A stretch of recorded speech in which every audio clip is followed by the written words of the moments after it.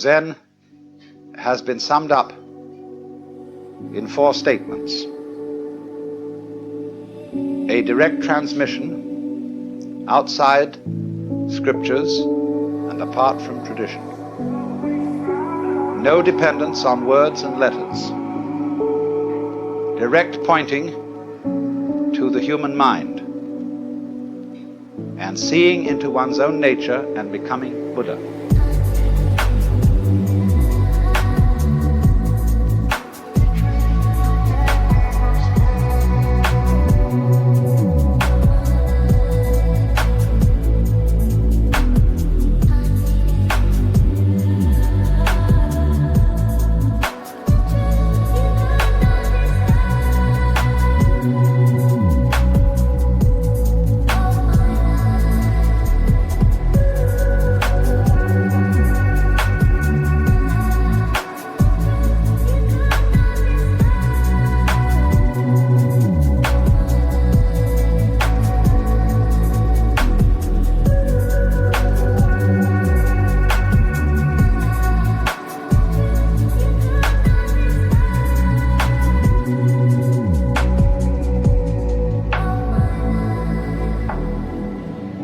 Really does deal with a domain of experience that can't be talked about. But one must remember at the same time that there's really nothing at all that can be talked about adequately. And the whole art of poetry is to say what can't be said.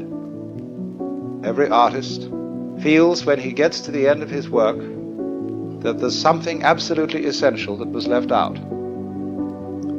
So Zen has always described itself as a finger pointing at the moon.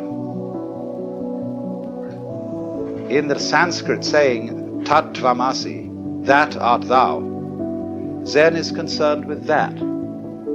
That, of course, is the word which is used for Brahman, the absolute reality, in Hindu philosophy.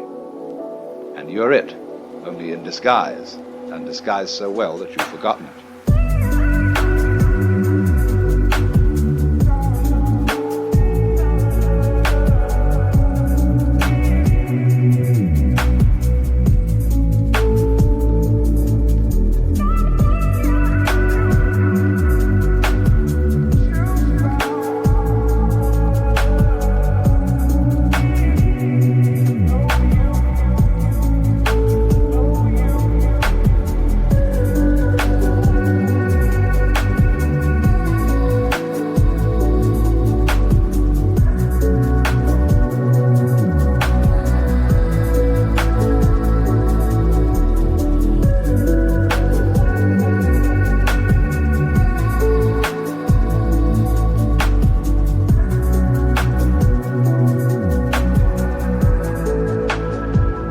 But unfortunately, ideas like the ultimate ground of being, the self, Brahman, ultimate reality, the great void, all that is very, very abstract talk. And Zen is concerned with a much more direct way of coming to an understanding of that, or thatness, as it's called, tathata in Sanskrit. I think, first of all, the appeal of Zen lies in its unusual quality of humor. Religions aren't, as a rule, humorous in any way. Religions are serious. And when one looks at Zen art and reads Zen stories, it is quite apparent that something is going on here which isn't serious in the ordinary sense, however sincere it may be. The next thing I think that has appealed to Westerners is that Zen has no doctrines. There is nothing you have to believe, and it doesn't moralize at you very much. It's not particularly concerned with morals at all. It's a field of inquiry rather like physics, and you don't expect a physicist to discuss authoritatively about morals, even though as a human being he has moral interests and problems. But as a physicist, he is not a moral authority. Or if you go to an oculist or ophthalmologist to have your eyes adjusted, that is so you can see clearly. And Zen is spiritual ophthalmology.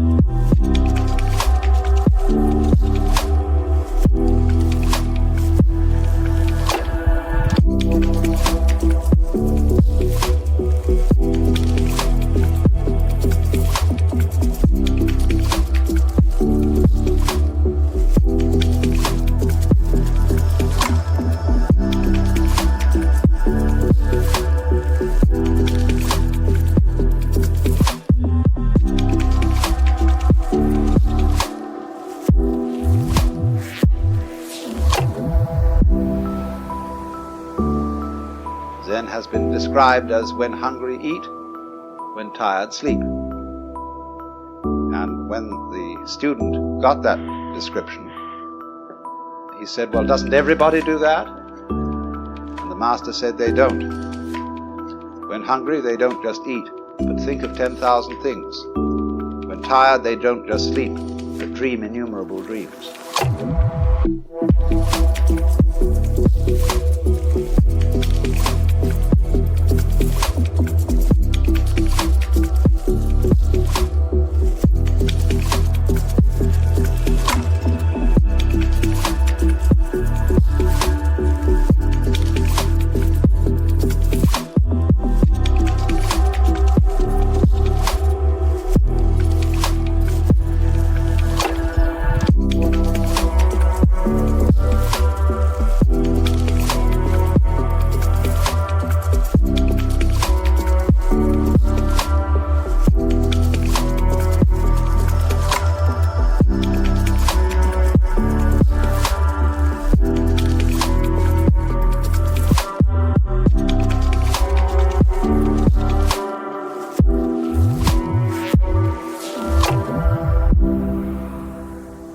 The fascination of Zen to the West is that it promises a sudden insight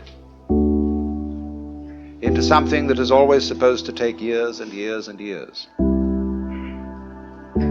The psychoanalysts, if you're mixed up, they tell you the troubles you've got yourself into over all these years can't be undone in a day. And therefore it will take many, many sessions, maybe twice a week for several years for you to get straightened out.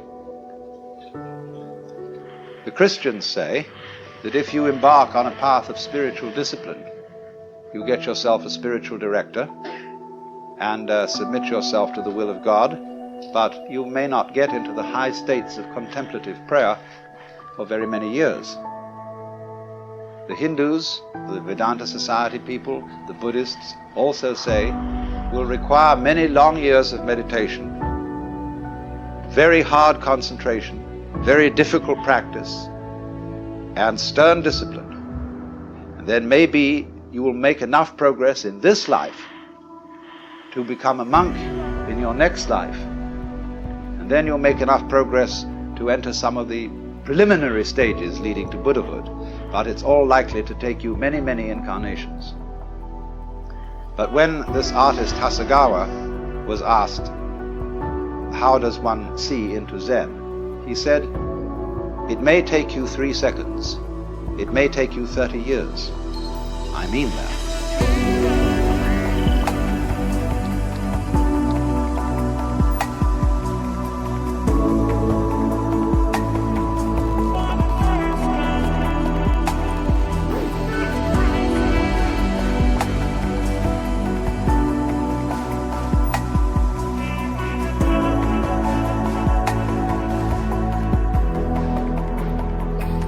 This book called the Mumonkan, which means the gateless gate, contains such stories as the student, I say student rather than monk, because Zen students are not monks in our sense of the word monk. Our monks take life vows of poverty, chastity, and obedience. And to make the grade, you're expected to spend your whole life in the monastic state. But I call the Zen monk a student because he's more like a student in a theological seminary. He may stay much longer than the usual 3 years. He may stay 30 years or so. But it's always possible for him to leave with dignity and to graduate and to go into lay life or become a regular priest who keeps charge of a temple, can get married and have a family. And only very few graduates of a Zen monastery become Roshi. That Roshi means simply old teacher. That is the man in charge of the spiritual development of the students. So one of these students in the book says to the master Joshu, I have been here in this monastery for some time and I've had no instruction from you. The master said, have you had breakfast? Yes. Then go wash your bowl. And the monk was awakened.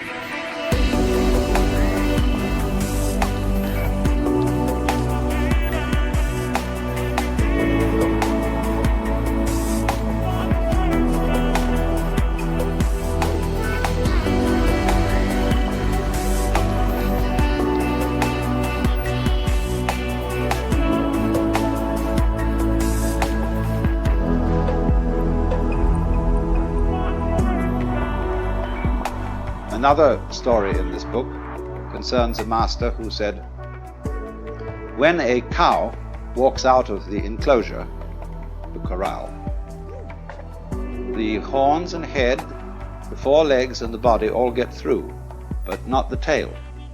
How is it that the tail can't get through? And nobody could answer this. Another story tells of a certain master called Baijan, who was so good that he had hundreds of students, and they couldn't all be housed in one monastery. So he had to find one of the students who could also be a master. And so he arranged a test. He put down a pitcher in front of them all and said, without making an assertion or without making a denial, tell me, what is this? And the senior monk said it couldn't be called a piece of wood. The teacher didn't accept this answer. But the monastery cook came forward and kicked the pitcher over and walked away. And he got the job.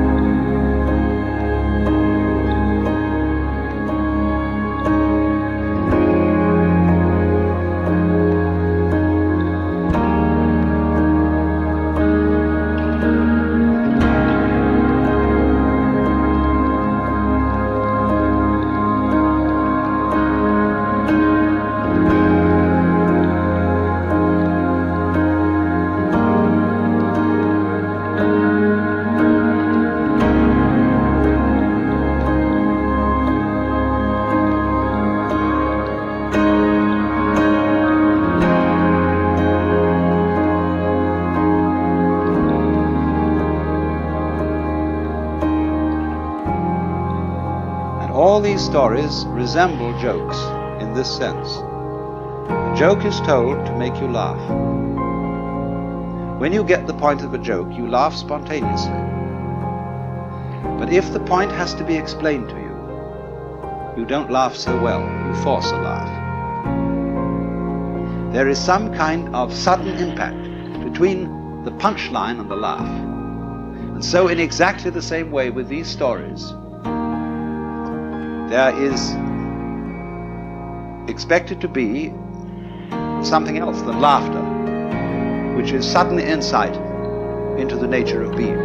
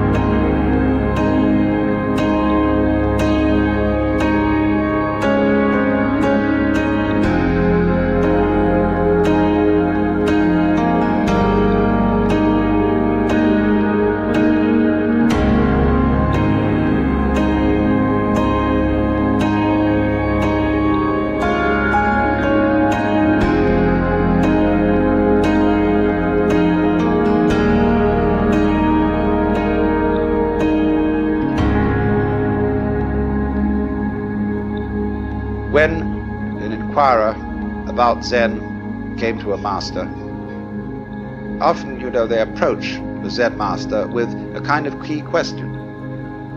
What is the fundamental principle of Buddhism? Or why did the bearded barbarian come from the West? Because Zen is supposed to have been brought into China by a Hindu named Bodhidharma. Bodhidharma is always represented as having a huge bushy beard and very fierce eyes. Now, Bodhidharma always insisted that he had nothing to teach. And so, why did he come? That's one of the fundamental questions. When he first came to China, sometime a little before 500 AD, he was interviewed by the Emperor Wu of Liang. The emperor was a great patron of Buddhism and said, "We have caused many monasteries to be built, monks and nuns to be ordained, and the scriptures to be translated into Chinese. What is the merit of this?" And Bodhidharma said, "No merit whatever." Well, that really set the emperor back, because the popular understanding of Buddhism is that you do good things like that, religious things, and you acquire merit. And this leads you to better lives in the future, so that you will eventually become liberated. And so he was completely set back, so he said, well, what is the first principle of the holy doctrine? And Bodhidharma said, vast emptiness and nothing holy. Or in vast emptiness there is nothing holy. So the emperor said, who is it then that stands before us? The implication being, aren't you supposed to be a holy man? And Bodhidharma said, I don't know.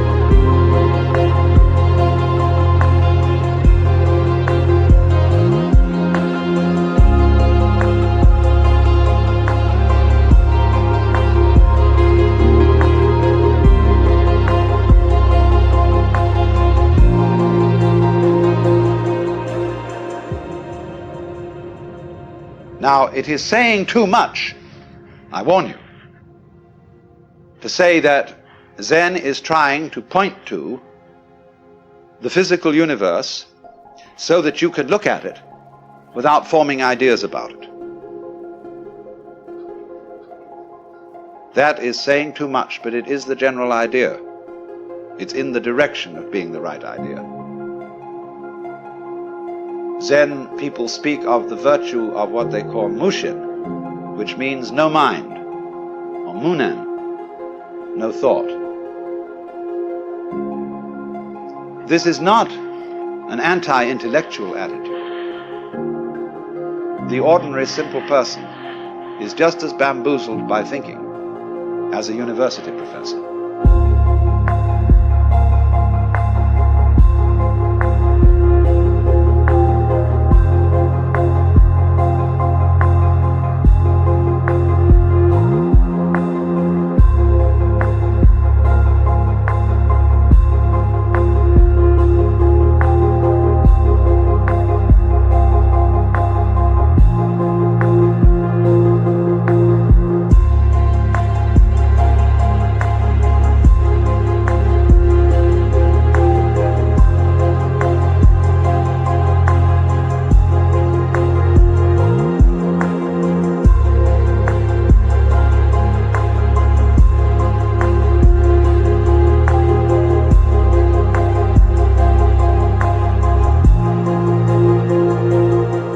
Can think intellectually in a no-think way.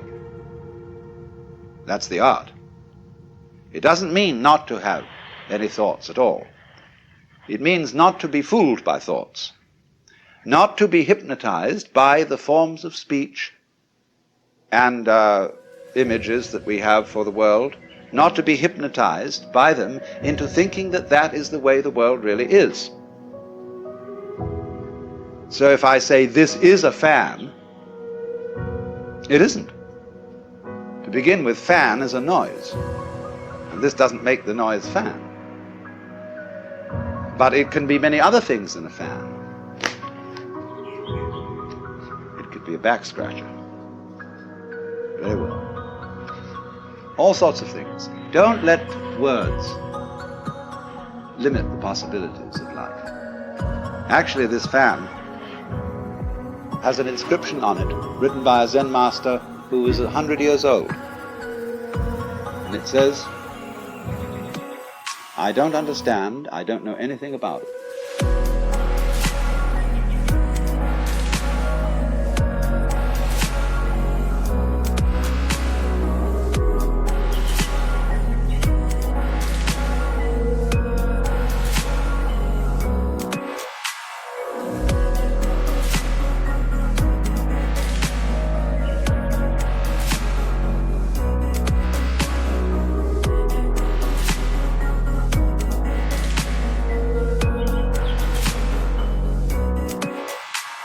So anybody who says that he knows what Zen is a fraud. Nobody knows. Just like you don't know who you are. All this business about your name and your accomplishments, your certificates, what your friends say about you, you know very well that's not you. But the problem to know who you are is the problem of smelling your own nose. When the great Japanese master Dogen came back from China in about the year 1200 to bring his school of Zen into Japan, they asked him, "What did you learn in China?" He said, "The eyes are horizontal, the nose is perpendicular."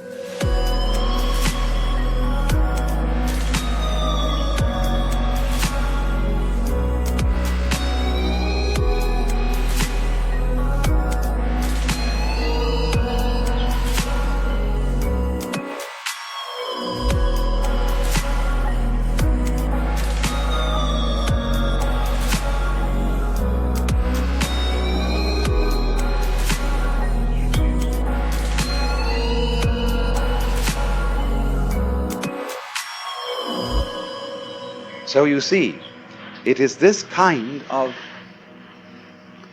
way of going about things, this method of Zen, that has so fascinated the West. And everybody who reads about Zen wonders if somehow, you see, this understanding is right under your nose. You know how it is, sometimes you get a crowd of people to come into a room, and you put something in the room that's absurd. Like suppose there was a balloon floating on the ceiling.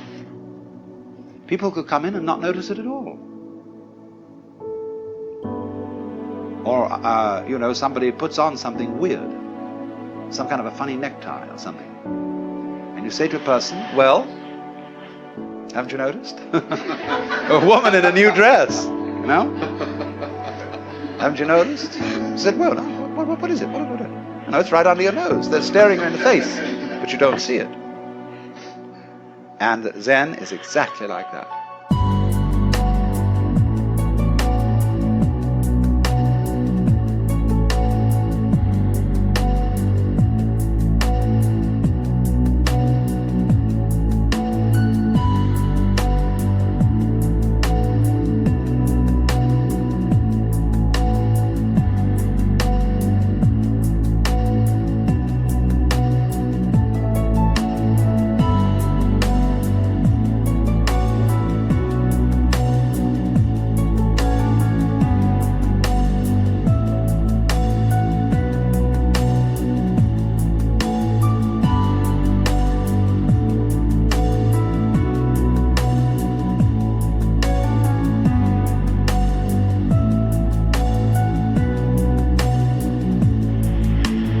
It is very obvious. The master Bokuju was asked, we have to dress and eat every day, and how do we escape from all that? In other words, how do we get out of routine? And he said, we dress, we eat. He said, I don't understand. Bokuju said, if you don't understand, put on your clothes and eat your food.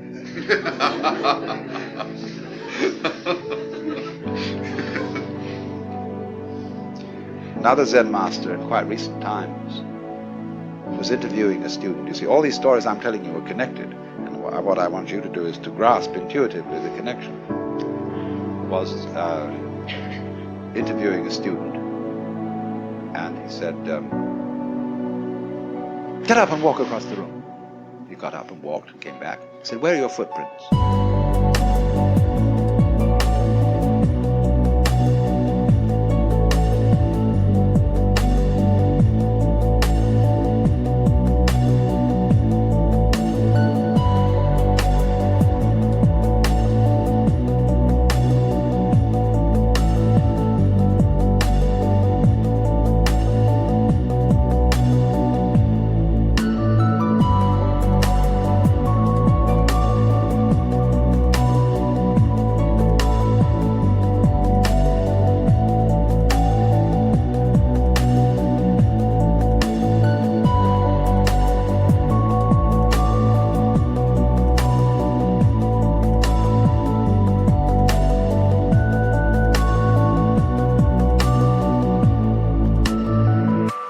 So, here is this extraordinary phenomenon. Now let me say, having presented you with all these fireworks, let me say a few sober things about Zen as a historical phenomenon.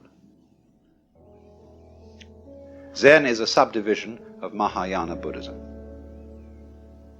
And as you know, that is the school of Buddhism which is concerned with realizing Buddha nature in this world. Not necessarily by going off to the mountains or by renouncing family life, everyday life, etc., as if that were an entanglement, but realizing in the midst of life the possibility of becoming a Buddha. And so the great ideal personality of Mahayana Buddhism is the Bodhisattva, a word now applied to somebody who has attained nirvana, but instead of disappearing, comes back in many, many guises.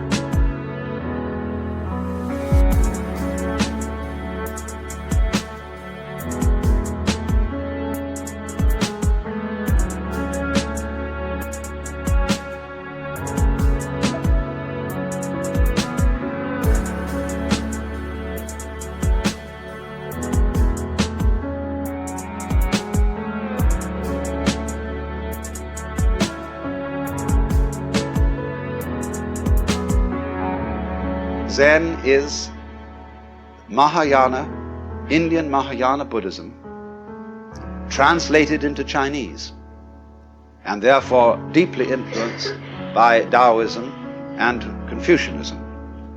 Zen monks brought Confucian ideas to Japan. And the origins of Zen lie actually around the year 414, at which time a great Hindu scholar by the name of Kumarajiva was translating with a group of assistants the Buddhist sutras into Chinese. One of his students taught that all beings whatsoever have the capacity to become Buddha, to become enlightened.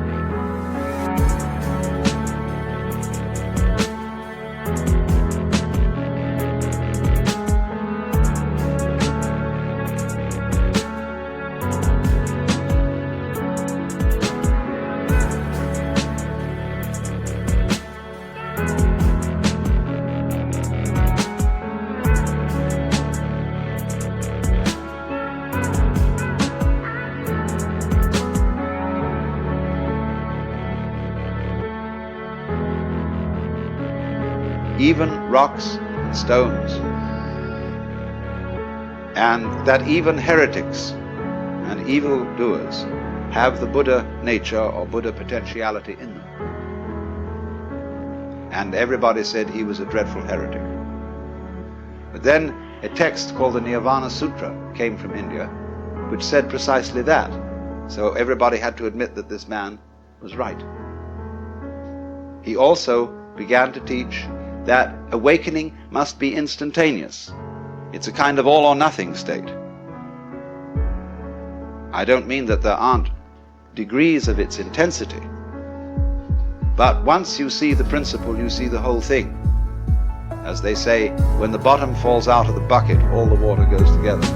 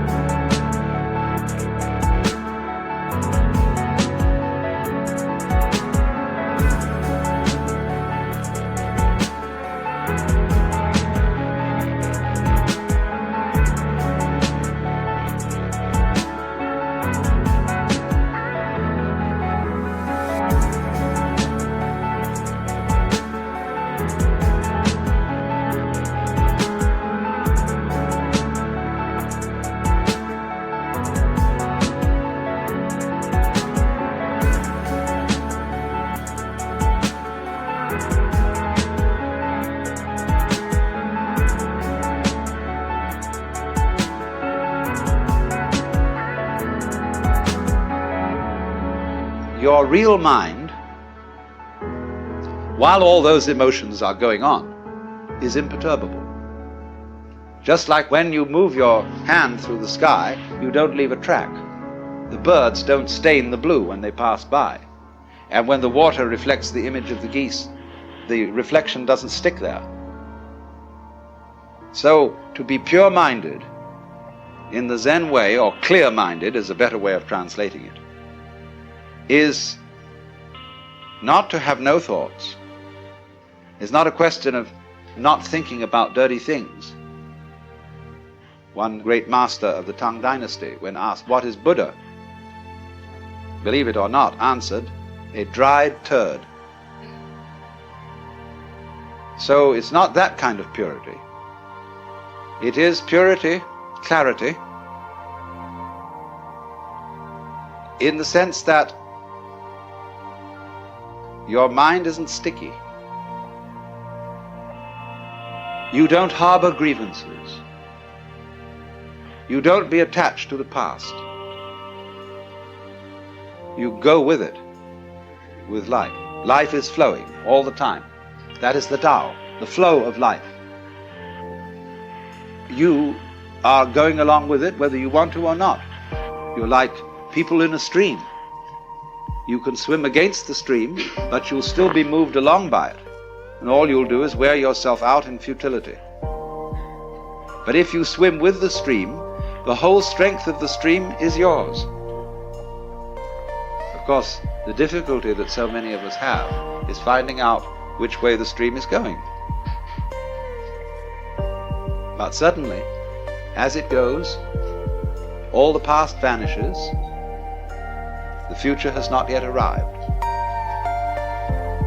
And there is only one place to be, which is here and now.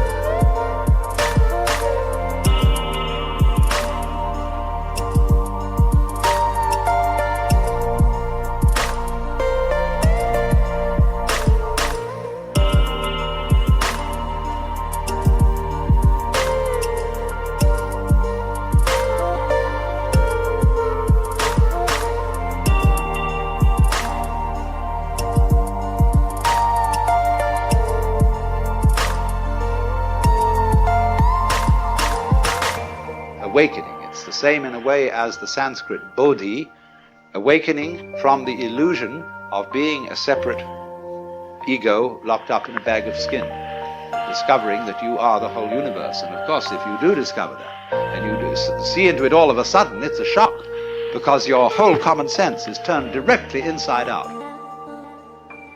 Everything is the same as you've always seen it, but completely different. Because you know who you are. You know that, what the devil were you worrying about? What was all that fuss? What was all that to do? Well, you see, it was part of the game.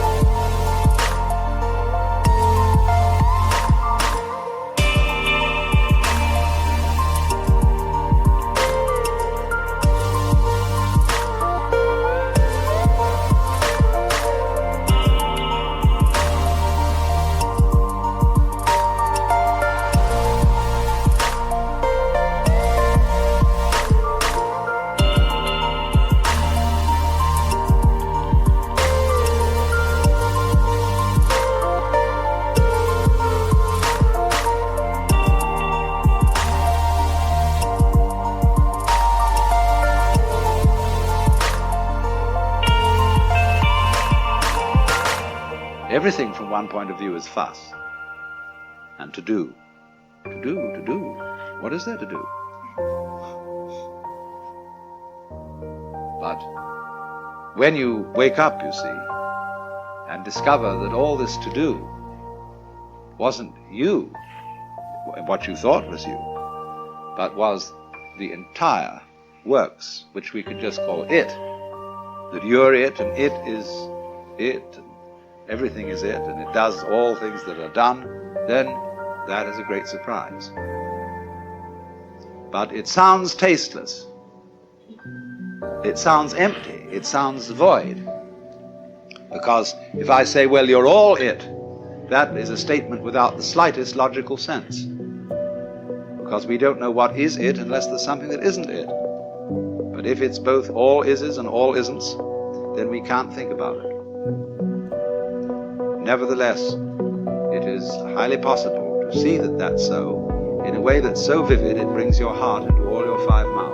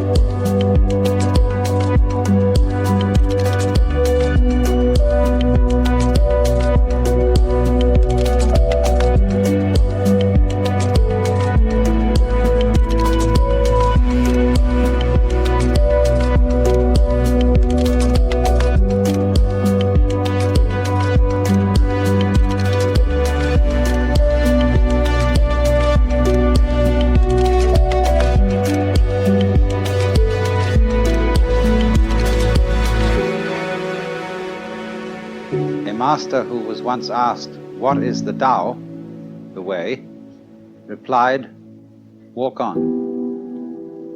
Actually, go. As we say, go man, go. Go, go.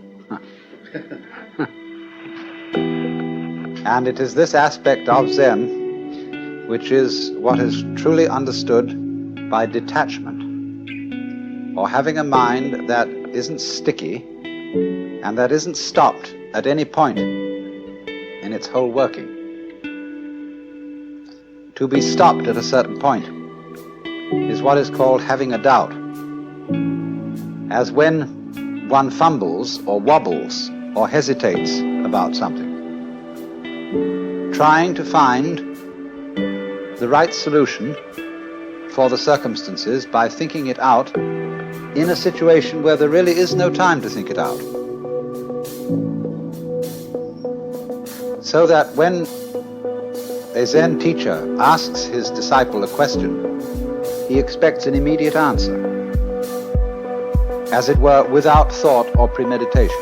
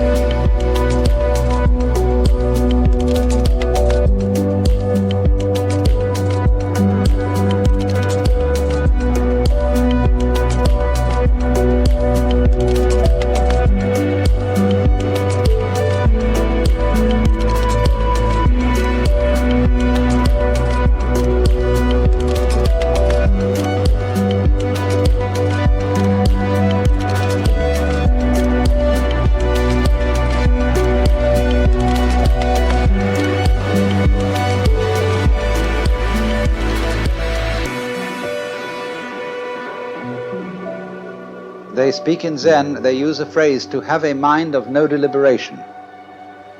And they also speak of a kind of person, a man who doesn't depend on anything. That is to say, on a formula, on a theory, on a belief to govern his action.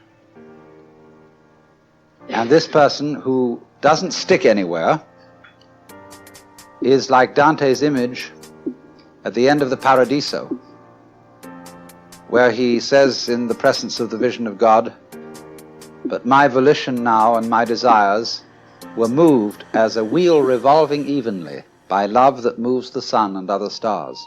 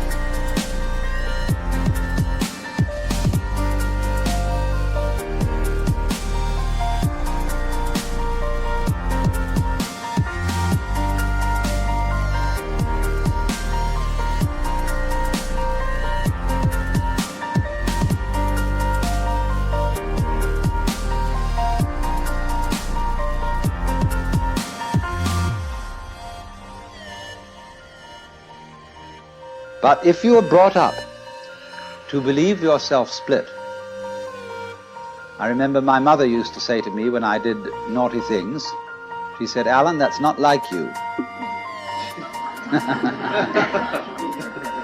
So I had, some conception of what was like me in my better moments, that is to say, in the moments when I remembered what my mother would like me to do. And so that split is implanted in us all. And because of our being split-minded, we are always dithering. Is the choice that I am about to make of the higher self or of the lower self? Is it of the spirit or is it of the flesh? Is the word that I have received of the Lord or is it of the devil? And nobody can decide. Because if you knew how to choose, you wouldn't have to.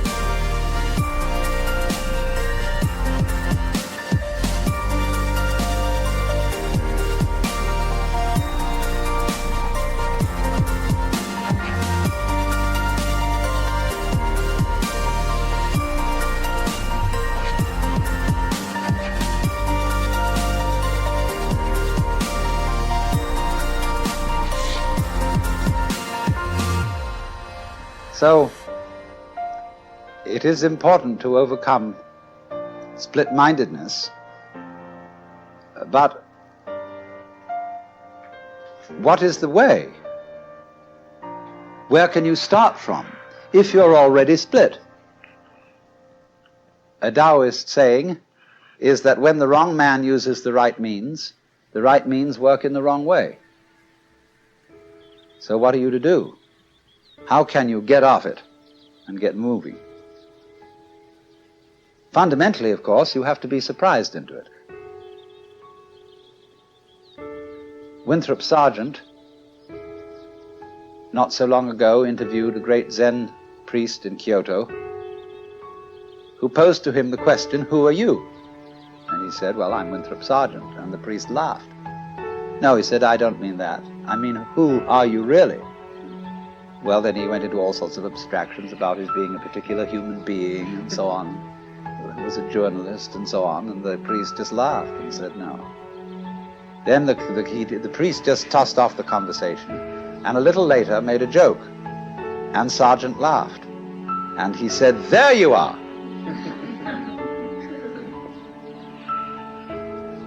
There was an army officer who once came to a Zen master and said, "I have heard a story about a man who kept a goose in a bottle, and it was growing very rapidly, and he didn't want to break the bottle and he didn't want to hurt the goose, so how would he get it out?" The Zen master didn't answer the question at all, but simply changed the subject.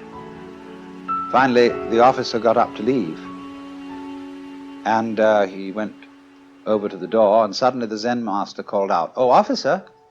And he turned around and said, "Yes?" The master said, "There, it's out."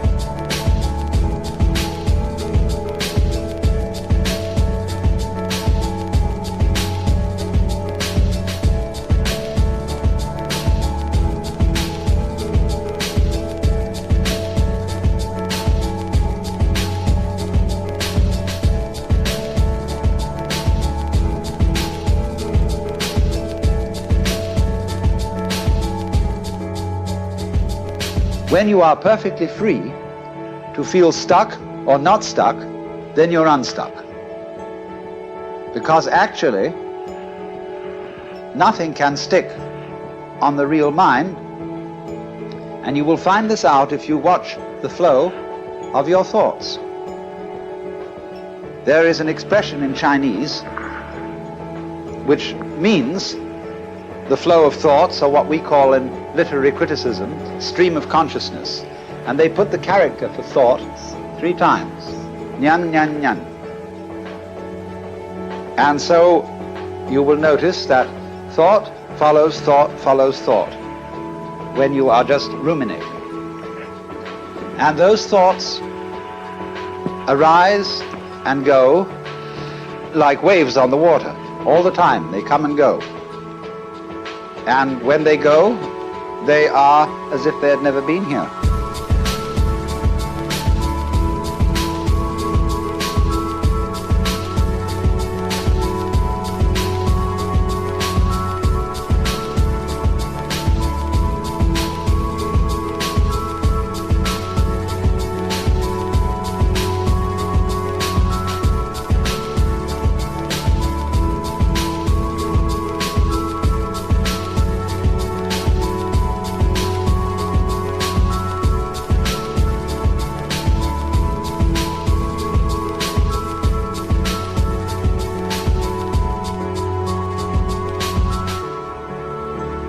And it is from this connecting of thoughts that we get the sensation that behind our thoughts there is a thinker who controls them and experiences them.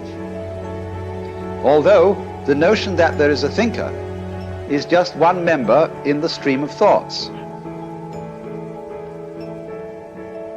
And we use such absurd phrases, not only as thinking our thoughts, but feeling our feelings, seeing sights and hearing sounds.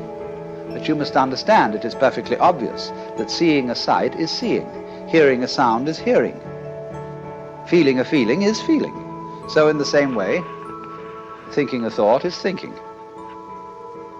But you get split-minded, you see, and so you get I and me, and the I who ought to or must control me as a sensation of some real entity that stands aside from thoughts and chooses among them, controls them, regulates them, and so on.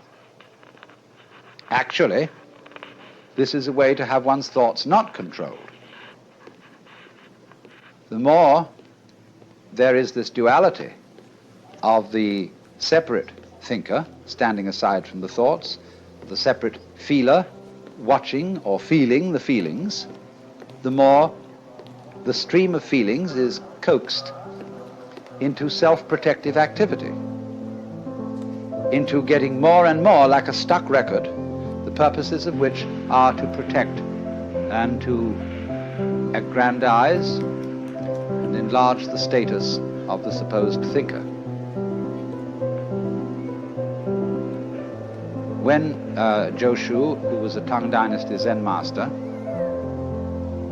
was asked, he had made some reference to the enlightened mind being like a mind of a child. And he said, well, what is the mind of a child? And he said, a ball in a mountain stream.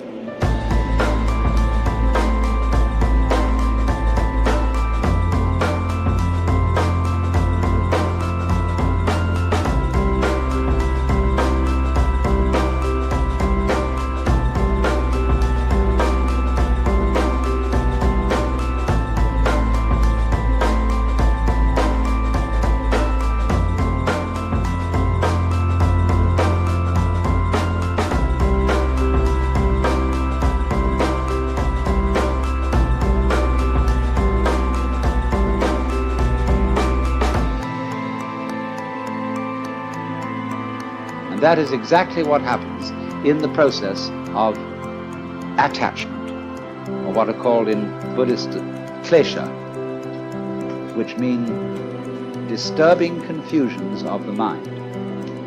And you see, this kind of confusion is something to which the human organism is peculiarly liable, because the human organism has language, you see, thinking is silent language. And I mean language in the most inclusive sense of the word, not only words, but also images and numbers, notation. Just because then we can talk about anything, we can talk about talking, we can talk about thinking, we can talk about ourselves, as if we could stand aside and say, said I to myself, said I. All we are actually doing is making a second thought, or thought stream, which comments on the one that went before, and then pretending that the second stream is a different stream than the first.